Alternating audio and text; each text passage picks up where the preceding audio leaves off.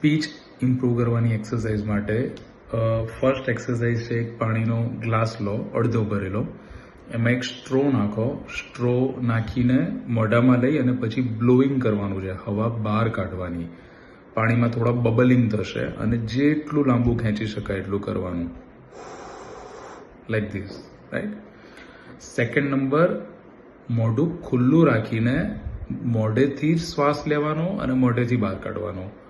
થ્રોટના મસલ્સને રિલેક્સ કરશે, વોકલ કોર્ડને એક્ટિવ કરશે.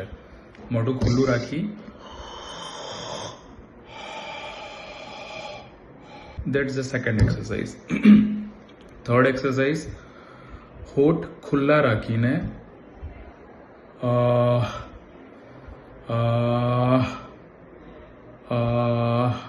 ટંગને ક્યાંય ટચ નહીં કરવાની અને લિપ્સ ભેગા ના થવા જોઈએ. Third exercise. Fourth exercise, upper જો અને લોઅર જો બંને હોઠને ટચ કરીને મ, પ, બ અને ધીરે ધીરે એને થોડા એક્સટેન્ડ કરવાના. મ, પ, બ, લાઈક ધીસ, રાઈટ.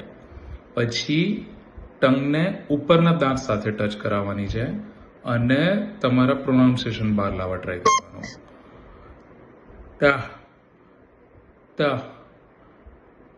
ત. એના પછી દાંતથી પાછળ ફરીથી તાળવા, અંદરનું તાળવું અને બહારના ટીથની વચ્ચે ટંગ રાખીને ટ, ટ, ટ અને પછી અંદર રાખીને ટ, ટ, ટ, લાઈક ધીસ.